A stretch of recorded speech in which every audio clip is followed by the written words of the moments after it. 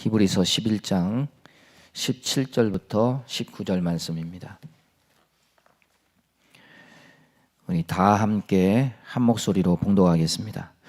아브라함은 시험을 받을 때에 믿음으로 이삭을 드렸으니 그는 약속들을 받은 자로 돼 그 외아들을 드렸느니라.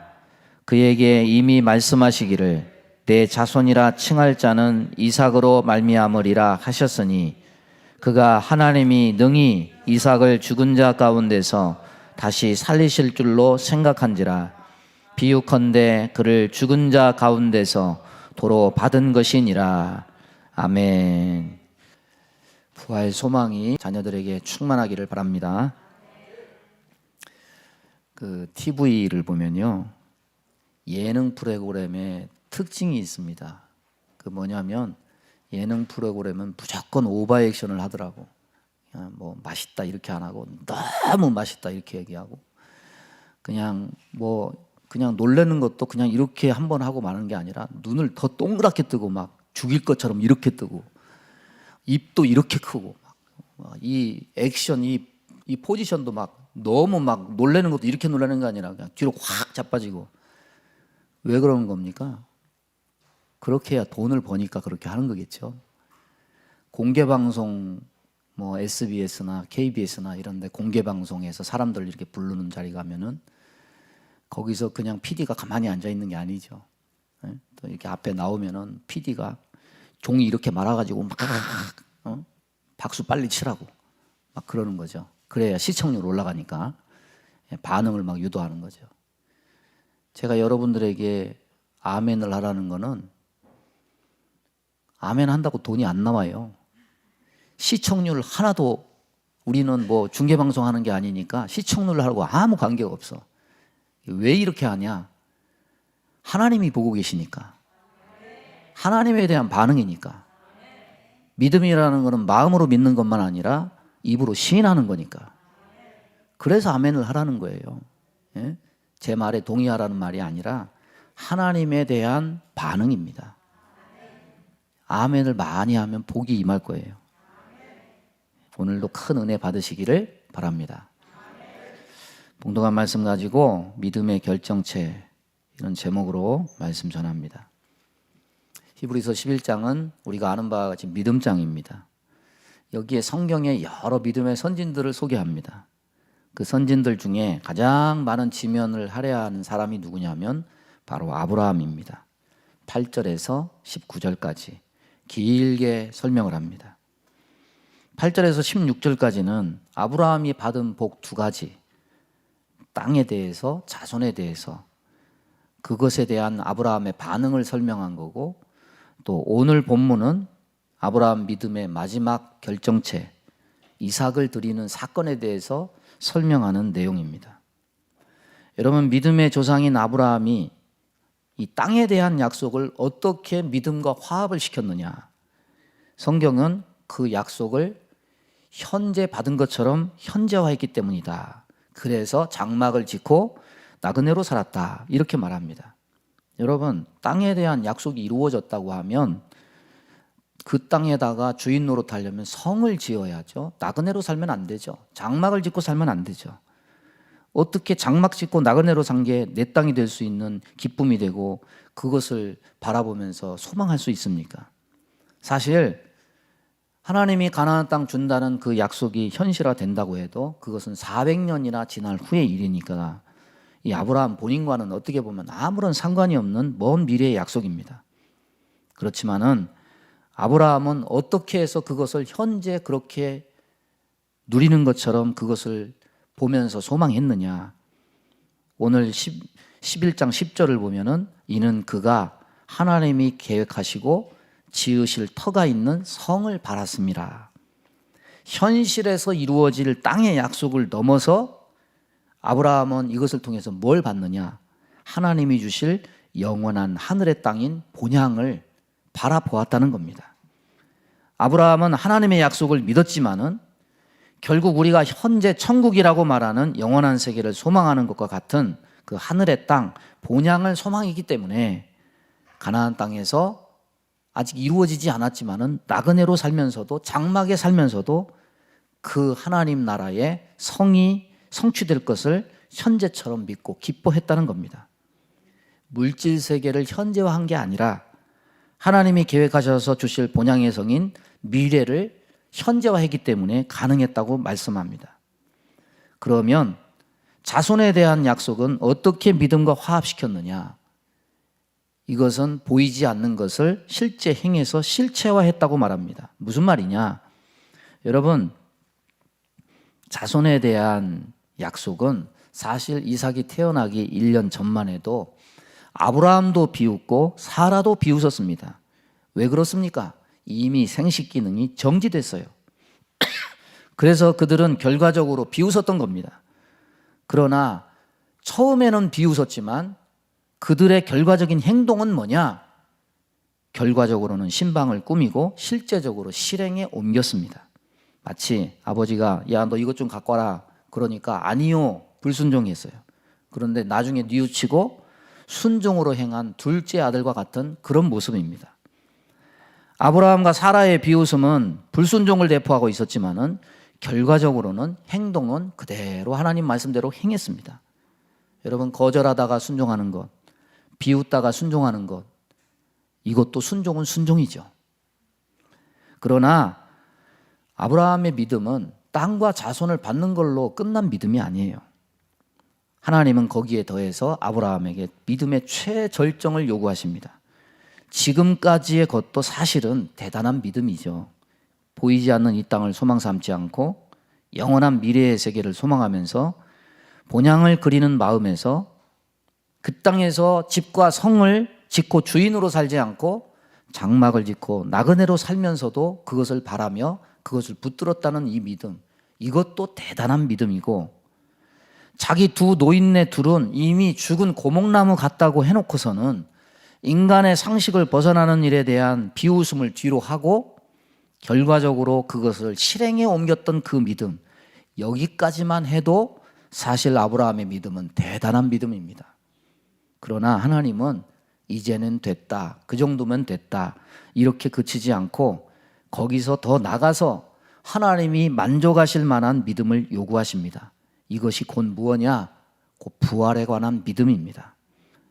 아브라함이 가진 이 믿음의 보석 같은 결정체는 뭐냐면 부활을 소망하는 믿음입니다.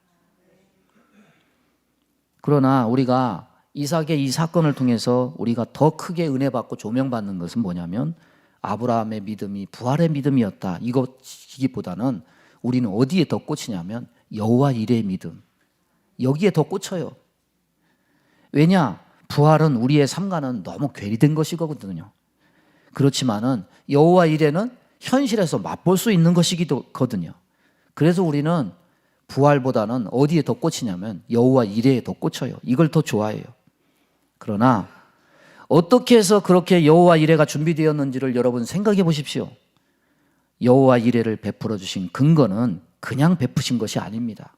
아브라함이 부활을 믿는 믿음을 가졌기 때문에 하나님께서 베풀어 주신 은혜인 것입니다. 부활절은 계란 까먹는 날 아닙니다. 나와 아무 상관없는 그런 날이 아니에요. 죽은 후에 부활, 과연 이렇게 먹고 살기도 힘든데 이런 현실에서 그 부활을 뭐에 써먹느냐? 죽고 난 후에 나 확인할 것이지 이게 나의 삶에 무슨 의미가 있느냐? 그런 것이 아니에요. 사람들은 대부분 현실과 부활을 분리해서 생각을 해요. 복지국가 스웨덴의 표어가 뭡니까? 요람에서 무덤까지 나라가 책임진다, 이거 아닙니까? 하나님 나라의 표어는 그 이상이에요. 모태에서부터 죽은 이후 영원까지예요. 인간의 삶은 누구나 현실과 죽음으로 분리되지만 예수 안에 있는 사람은 이것을 뛰어넘습니다. 분리되지 않습니다. 죽음이 끝나는 게 아닙니다. 계속됩니다. 또한 부활은 죽음 이후의 일이라고 해서 현실과 괴리된 것도 아닙니다. 왜냐? 현실 속에 나타난 여호와 이레의 기적은 부활을 믿는 아브라함의 믿음으로 인해서 나타났음이 발견되기 때문이에요. 그리고 예수님의 죽음을 이기신 사건을 통해서 확정화되었기 때문입니다. 우리는 분리하지만 성경은 현실과 부활을 분리하지 않아요. 인간에게는 삶과 죽음이라는 분리가 경험되겠지만 하나님에게는 분리가 없어요. 하나님에게는 영혼만 있습니다. 그 능력이 인간의 삶과 죽음을 뛰어넘습니다. 하나님은 믿음을 통해서 삶과 죽음을 뛰어넘는 이 은혜의 경험을 모든 믿는 자들이 소유하기를 바라십니다. 죽어서만이 아니에요. 살아서도 이 은혜는 누릴 수 있다. 그것이 바로 여호와 이레의 축복이다. 그러나 현실에서 경험되는 이 여호와 이레의 축복은 그냥 주어지지 않아요. 우리도 그 아브라함이 가졌던 믿음의 결정체, 이 부활의 믿음이 우리도 있어야 됩니다. 왜냐하면 하나님이 이 수준을 요구하시기 때문입니다. 하나님께서 아브라함이 갖기 원하셨던 이 믿음의 요구가 예수 그리스도의 죽음과 부활을 통해서 오늘날 모든 성도들에게 보편화된 것이 무엇이냐? 이것이 곧 부활신앙이다. 오늘 말씀을 통해서 이 믿음의 결정체 부활신앙을 다 소유하고 여호와 이레의 복과 영원 영생의 소망이 넘쳐나는 저와 여러분 되기를 바랍니다. 첫 번째 보면 하나님이 아브라함에게 믿음의 여정을 허락하신 일에 최종적인 시험을 하십니다. 우리가 아는 바와 같이 이삭을 드리라는 거예요. 창세기 22장 1절 2절 보면은 거기에 특이한 두 단어가 나오는데 하나님이 그를 부르시고 하나님이 이르시되, 왜 하나님이 부르셔서 그에게 무슨 말씀을 하셨느냐? 왜 이 말씀을 하시느냐? 아브라함을 시험하시려고 그랬다. 우리가 아는 바와 같이 시험에는 두 가지가 있습니다. 하나는 마귀가 주는 시험이 있습니다. 이걸 템프테이션이라고 하고 이거를 다른 말로 유혹을 말합니다. 유혹은 왜 하게 하는 거냐? 유혹은 흥하게 하려고 하는 게 아니라 마귀가 우리를 망하게 하려고 하는 거예요. 그러나 하나님이 주는 시험은 다릅니다. 하나님이 주는 시험은 연단이라고도 말하고 테스트라고도 말합니다. 선한 목적을 가지고 믿음을 성장시키려는 것에 목적을 두고 하나님이 그가 가지고 있던 생각이나 행동을 달아보시려고 하나님은 때로 우리를 테스트하십니다. 시험의 내용이 뭐냐? 약속으로 받은 이삭을 번제로 바치라. 번제가 뭡니까? 산 짐승을 반으로 쪼개서 피를 흘리고 하나도 남김없이 전체를 불로 태워서 드리는 제사 방법을 말합니다. 여러분, 하나님이 땅과 자손을 준다고 그랬는데 나라가 서려면 땅이 있어야 되고 땅만 있으면 뭐합니까? 국민이 있어야 되죠. 25년을 기다려서 땅과 자손의 약속을 이룰 한 싹을 얻었습니다. 이삭입니다. 그런데 이제 25년 기다리면서 모진 어려움 속에 겨우 이제 15, 16 정도 된 아이를 하나님이 바치라고 합니다. 여러분, 땅이든지 자손이든지 준다고 하는 것을 바라는 믿음이라고 할 때, 이 준 것을 하나님이 요구하셔서 달라고 할 때, 그걸 바치는 믿음이라고 할 때, 바라는 믿음이 어렵겠습니까? 바치는 믿음이 어렵겠습니까? 준다고 할 때는 어차피 처음부터 없었으니까 잘 안 되면 어차피 없이 살았는데 하면서 안 되면 말지 뭐, 이렇게 쉽게 마음 비우기도 쉬워요. 그러나 준 것은 달라요. 특별히 혈육 자손일 경우에는 더더욱 그러합니다. 여러분, 땅을 줄게, 자손을 줄게, 주면 좋지만 안 줘도 본전이니까 이런 경우에는 손해가 없는 거예요. 마음만 비우면 그것은 쉽습니다. 그러나 내가 이미 손에 준 것을 놓아야 되는 것은, 그것은 손해가 있어요. 자손에 대한 약속을 믿는 믿음보다 자손을 바치라는 믿음은 그런 의미에서 그냥 믿어봐라, 이런 믿음과는 상대가 안 되는 거죠.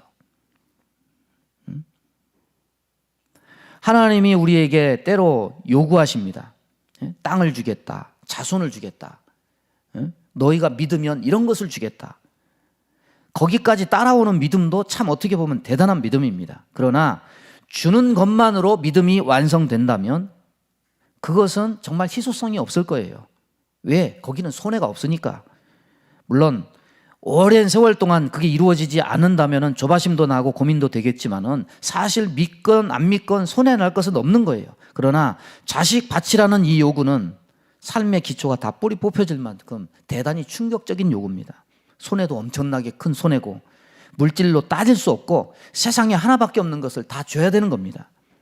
성경이 이렇게 얘기하죠. 내 아들, 내 사랑하는 독자 이삭, 내 아들이다, 내가 가장 사랑하는 것이다. 독자다. 이 세 가지 표현은 가슴을 후벼 파는 표현이에요. 네 아들을 드려라. 네 가장 사랑하는 것을 드려라. 네 독자를 드려라. 여러분, 우리 같으면 땅을 주겠다. 자손을 주겠다. 그 약속을 잘 믿고 그러면 자손을 바쳐라. 그러면 다 흔들리겠죠. 그런데 아브라함은 반대예요. 땅을 줄게, 자손을 줄게. 이 약속에는 수없이 흔들렸습니다. 그런데 막상 엄청난 손해를 감수해야 되는 이 이삭을 바치라는 요구에는 오히려 한치의 흔들림도 없이 그것을 바로 실행해요. 이 엄청난 손해를 감수하는 믿음의 고난이 누구에게로부터 예비되어 왔느냐? 사실 아브라함이 청한 시험이 아닙니다. 하나님이 부르셨고 하나님이 이르신 겁니다. 하나님은 저와 여러분의 믿음을 야, 이거를 줄 테니까 믿어라. 저거를 줄 테니까 믿어라. 믿기만 하면 손해가 없는 그 정도로만 하나님은 우리에게 요구하시는 것이 아니에요. 자, 이제 내가 너에게 많은 약속을 보여주었는데 이제 한번 보자. 이제 네가 가진 것을 내놓아 봐라. 네 손에 움켜진 시시한 것 말고 네가 가장 사랑하는 것, 과연 이것을 네가 나에게 줄 수 있느냐? 하나님은 우리를 부르시고 우리에게 친히 말씀하셔서 믿음의 도전을 우리에게 하신다는 거예요. 여러분, 이 도전에 흔들리지 않을 사람이 누가 있습니까? 고민에 고민을 더할 것이고 상의에 상의를 더할 것이고 잔머리에 잔머리를 굴릴 거예요. 그러나 최종적인 이 시험에 아브라함은 그 어떤 흔적도 없습니다. 아내와도 상의하지 않습니다. 고민하지도 않습니다. 다음날 바로 새벽에 출발합니다. 하인들도 산 밑에 내려놓고 이삭과 둘이 갑니다. 이삭이 번제할 어린 양은 어디 있습니까? 말해도 고민도 없이 바로 그 자리에서 하나님이 친히 준비하시리라.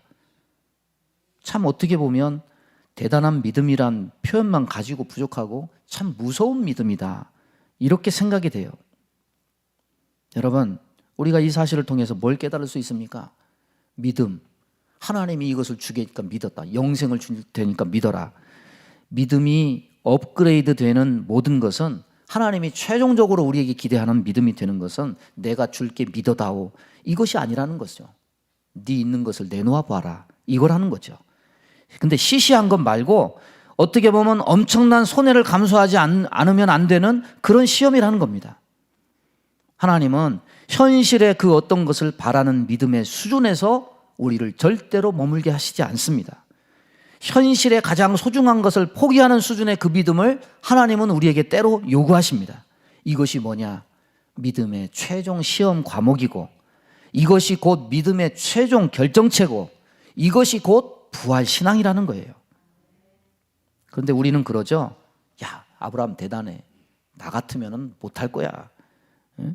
아브라함 같은 사람이나 이런 수준의 믿음을 얻는 것이지 우리는 이렇게 생각하죠. 그러나 그렇지 않아요.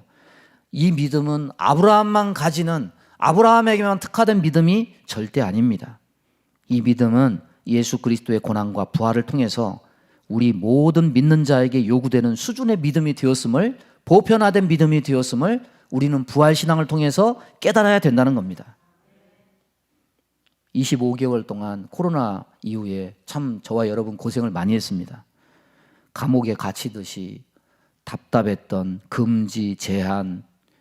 제가 평생 처음으로 주일날 텔레비 보면서 이 재단에 못 오면서 그렇게 지난주에 예배 드렸어요.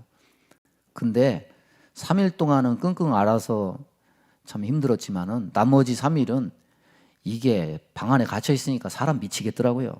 예? 목사가 예배를 인도해야 되는데 그 예배를 보고 있으니까 사람 이게 지금 꿈을 꾸는 건가 뭐한가 참 이상하기도 했어요. 참 어쨌거나 코로나 걸렸든 모든 제한과 금지 어디들 가지 못하고 시간도 다 금지돼 있고 이런 단어들이 이제는 내일부터 시작해서 25일이면 모든 것이 해금이 되는데 거리두기 해제되고 이제는 자가격리도 해제되고 해외여행도 다 풀리고 취식금지도 해제되고 마스크 하나만 남았는데 이런 25개월간 금지 격리 재난과 맞물려서 교회가 입은 피해는 어느 정도일까요? 교회 10,000개가 사라졌어요. 성도 100만 명이 사라졌어요. 마음이 참 아프죠? 하지만 이걸 통해 깨닫는 것도 있어요. 결국은 믿음의 시험은 내가 이거 너 줄게, 너 믿어봐, 이게 아니구나. 응? 내가 너를 위해 십자가에 달려 죄를 속하고 영생을 주었는데 너는 과연 물질이 되었든지 목숨이 되었든지 건강이 되었든지 네가 나를 위해서 희생할 수 있겠느냐? 주님이 이렇게 묻고 세상을 한번 흔들어 보신다면 결과적으로 많은 사람이 믿음을 포기하고 다 세상으로 떨어져 나가고 마는구나. 부활신앙은 죽어서 믿는 믿음이 아니구나. 부활신앙은 현실에서 증명되는 신앙이구나. 내게 있는 것 다 뺏겨도 나는 믿음 지키겠다는 이 신앙이, 우리의 믿음을 지키고 이 부활신앙이 있어야 전쟁과 기근과 전염병에 휩싸여진 이 세상에서 온전히 믿음 지키고 살아갈 수 있는 것이구나. 이것을 깨닫게 된다는 거예요. 여러분, 부활의 신앙이 우리의 삶과 괴리된 거 아니에요. 부활 신앙이 있어야 우리의 현실의 이 어려움도 극복할 수가 있는 겁니다. 여러분, 땅을 줄게, 자손을 줄게, 이거 줄 테니까 제발 좀 믿어봐라. 인간은 믿음이 너무 부족해서 땅을 준대도 자손을 준대도 믿지 않는 사람들이 있어요. 그래서 그 정도 믿는 것만 해도 사실은 대단해요. 이것이 사실 믿음의 최종 시험도 아닌데도 예수님의 시대에도 자기 관심사와 맞지 않는 많은 사람들이 예수님이 내가 하늘에서 내려오는 만나를 너희에게 주겠다, 내가 내 살과 피를 너희에게 양식을 주겠다, 준다고 해도 사람들이 믿지 않고 대부분의 사람들이 다 떨어져 나갔음을 생각한다면 오늘 이 시대에 코로나 이후에 100만 명이 신앙을 버린 것은 어떻게 보면 놀라운 일도 아닌 거죠. 믿음은 결국 뭡니까? 이거 줄게, 건강 지켜주니까 믿어, 취업을 보장해 주니까 믿어, 너의 인생을 평탄케 해주니까 믿어, 이게 아니죠. 믿음은 뭡니까? 나는 부활이요 생명이니 나를 믿는 자는 죽어도 살겠고 무릇 살아서 나를 믿는 자는 영원히 죽지 아니하리니 이것을 내가 믿느냐? 이 물음에 대답할 수 있어야 우리의 믿음을 지킬 수 있다는 겁니다. 부활을 믿느냐 믿지 않느냐, 이 문제로 우리의 신앙이 결국 귀착된다는 겁니다. 주님 다 뺏겨도 나는 주님 버리지 않고 믿겠습니다. 이런 부활신앙 간직하고 살아가기를 바랍니다. 이 믿음이 있으면요, 앞으로 우리의 앞을 계속 가로막게 될 그 어떤 전쟁, 기근, 전염병 속에서도 우리는 여호와 이레의 축복, 현실 속에 부어지는 그 축복을 우리는 맛볼 수 있게 되는 겁니다. 두 번째 보면 하나님이 왜 이삭을 요구하셨을까요? 번제, 산 짐승을 반쪽에서 피를 흘리고 하나도 남김없이 전체를 다 불에 태워서 드리는 제사 방법이죠. 제사라도 다 드리는 제사만 있는 거 아닙니다. 소제는 뭡니까? 소제는 거제로 드려요. 제사장이 이렇게 하고 하나님 받으시옵소서, 곡식이니까 내리면 제사장의 몫으로 돌아가죠. 화목제는 전체를 번제로 드리지 않습니다. 그 일부를 잘라서 남겨놨다가 일부 제물을 제사 드리는 사람들이 성막 한켠에서 서로 나눠 먹는 식탁교제가 포함되어 있습니다. 그러나 번제는 그렇지 않아요. 사람에게 돌아갈 몫이 하나도 없어요. 모든 것을 불로 다 태워서 드리는 전체 제사 화제였습니다. 제사 드리려면 제단이 있어야 되고 태울 나무가 있어야 되고 불이 있어야 되고 제물이 있어야 돼요. 그 제사 드리는 상황에 대해서 창세기가 우리에게 말씀합니다. 이삭과 아브라함 사이에 대화가 나옵니다. 이삭이 아브라함에 묻습니다. 아버지, 불과 나무는 여기 있는데 번제할 어린 양은 어디 있습니까? 아브라함이 생각도 안 하고 바로 얘기합니다. 하나님이 자기를 위하여 친히 준비하시리라. 그리고 아브라함이 제단을 쌓고 나무를 벌려놓고 이삭을 결박해서 제단 나무 위에 놓고, 이때 이삭의 나이가 16살, 17살 정도, 그 정도일 거라고 추정을 하는데, 놀라운 사실은 아브라함의 순종도 순종이지만은 제물로 바쳐지는 이삭의 순종이죠. 반항이나 울부짖는 소리나 아버지의 결박을 뿌리치는 거역함이 보이지 않고 이삭도 순종해요. 하나님은 왜 하필 이삭을 번제로 드리라고 명령을 하셨을까요? 오늘 17절 말씀은 이렇게 말합니다. 시험을 받을 때에 믿음으로 이삭을 드렸으니, 그 믿음이 어떤 믿음이냐? 아브라함이 이삭을 바치는 그 믿음이 어떤 믿음이냐? 하나님의 테스트의 결과로 아브라함이 어떤 믿음을 갖고 있다는 것이 증명되었느냐? 성경은 오늘 우리에게 분명히 말씀합니다. 19절에 뭐라고 말합니까? 하나님이 능히 이삭을 죽은 자 가운데서 다시 살리실 줄을 생각한지라. 현대어 성경에는 이렇게 말해요. 만일 이삭이 죽더라도 하나님께서 다시 살리시리라고 아브라함은 믿었던 것입니다. 여러분, 아브라함이 이 이삭을 바치는 당시에 바로 이 부활신앙을 가진 게 아니겠죠. 뭔가 그 전부터 믿음의 과정을 통해서 이 부활신앙이 생겼기 때문에 하나님이 테스트를 통해서 이 부활신앙이 증명이 된 겁니다. 이삭을 죽은 자 가운데서 다시 살리실 줄 했다는 것, 이것이 바로 부활신앙이에요. 이삭을 번제로 드리라는 한 이유가 뭐냐? 아브라함에게 기대한 그 부활신앙이 있는지 없는지 이끌어내시기 위해서 하나님이 이것을 이렇게 행하셨다는 거예요. 우리는 이렇게 생각할 수 있습니다. 아니, 부활은 예수님이 하시는 건데, 예수님이 아직 오시지도 않았는데 어떻게 아브라함이 그런 신앙에 대해서 생각할 수 있는가? 아니에요. 성경은 그 근거를 다 말씀하고 있습니다. 땅에 대한 약속을 받고 자손에 대한 약속을 받은 후 아브라함이 살았던 신앙의 발자취를 통해서 우리는 다 증거를 삼을 수가 있습니다. 여러분, 땅에 대한 약속을 받은 아브라함, 실제적으로 창세기 15장에서 그 전과 다르게 그 약속이 언제 이루어질 것인지 자세히 설명했는데 400년 후에나 일어날 일이라는 사실을 알고 우리 같으면 김샜을 거예요. 아니, 나 살아있을 때 주셔야지. 400년 후에는 나와 아무 상관이 없는데. 1대 2대도 아니고 먼 미래의 약속입니다. 그러나 그럼에도 불구하고 아브라함은 이 약속 안에서 뭘 보았느냐? 14절 16절 보면은 자기들이 본향 찾는 자임을 나타냅니다. 이제는 더 나은 본향을 사모하니 곧 하늘에 있는 것이다. 여러분, 성이 뭡니까? 고대 사람들에게 성이 뭡니까? 이 땅에서 최상의 안식, 최상의 안정, 최상의 보호를 의미합니다. 그러나 아브라함은 육의 세계에 있는 약속을 본 것이 아니라 하나님이 주시는 본향의 성에 소망을 두고 살았다는 것을 말씀해요. 그래서 지금 육신의 삶 속에서는 불안정한 장막에서 살고 그 땅의 주인이 아닌 손님과 나그네로 살면서도 절망하거나 좌절하지 않았음을 말씀해요. 이것이 오늘날 성도들이 가지고 있는 천국을 소망하는 신앙과 같은 신앙인 거죠. 아브라함은 이생의 삶에 소망을 둔 삶이 아니라 영생의 삶에 소망을 두었기 때문에 그렇게 살 수 있었던 거예요. 그러면 부활신앙은 어떻습니까? 히브리서 11장 12절 보면 이러므로 죽은 자와 같은 한 사람으로 말미암아 하늘의 허다한 별과 또 해변의 무수한 모래와 같은 많은 후손이 생육하였느니라. 두 부부가 하나님의 약속을 비웃었습니다. 왜 그렇습니까? 아브라함과 사라가 나이 많아 늙었고 창세기 18장 11절 보면 사라에게서는 여성의 생리가 끊어졌다고 그랬어요. 자기들 스스로 죽은 자와 같이 여겼습니다. 그러나 하나님은 죽은 고목나무에서 새싹과 꽃이 피듯이 죽은 자와 같은 자기들에게서 생명이 생기게 하는 기적을 직접 체험케 하셨어요.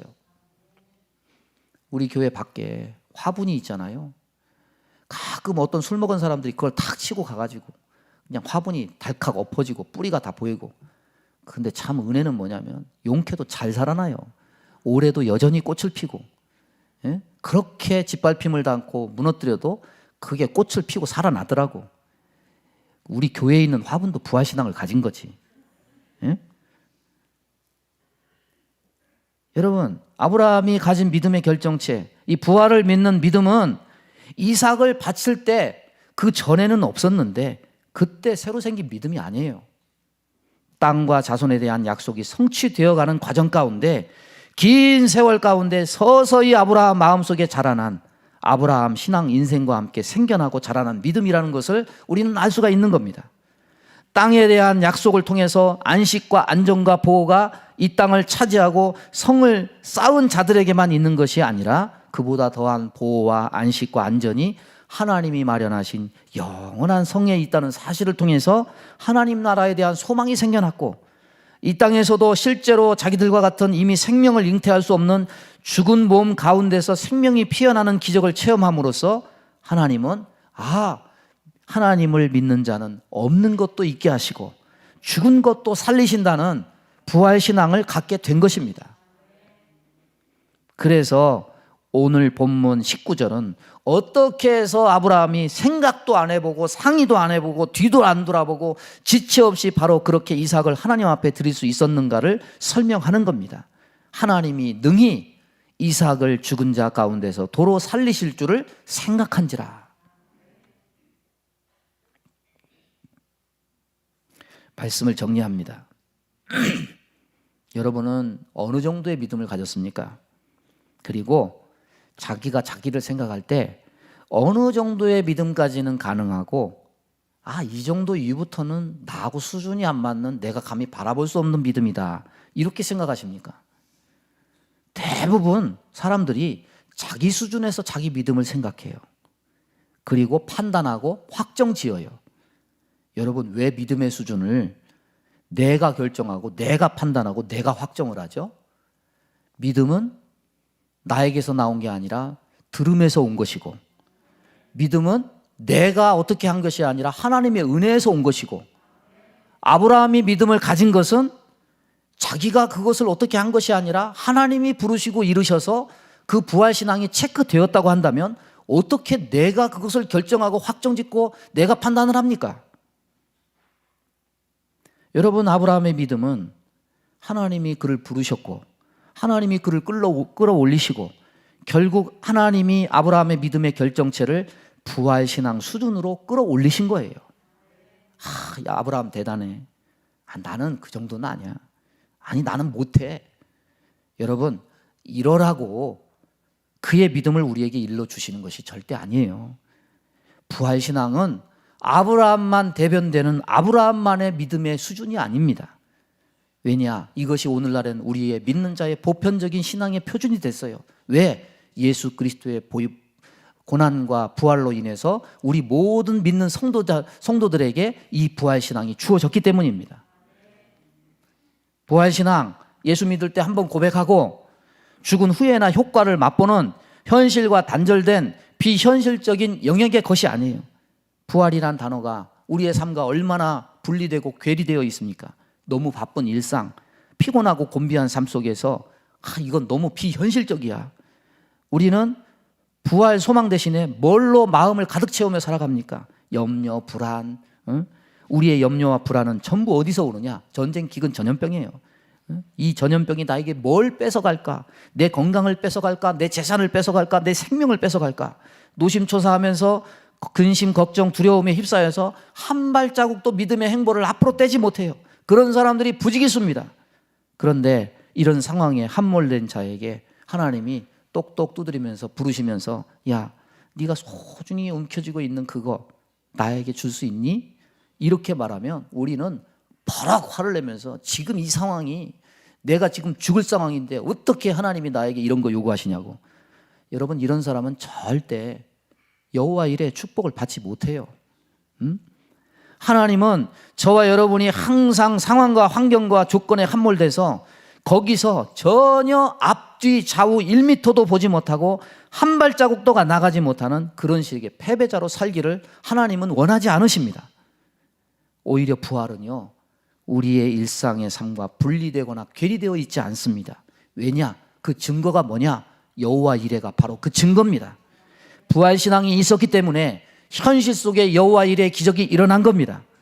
진정으로 하나님을 믿는다면 내 생명도, 내가 가장 소중히 여기는 것도 주님께 맡기고 담보할 수 있어야 됩니다. 그것이 진정으로 하나님이 우리에게 원하시는 믿음의 수준이고 우리의 믿음의 결정체가 된다는 것입니다.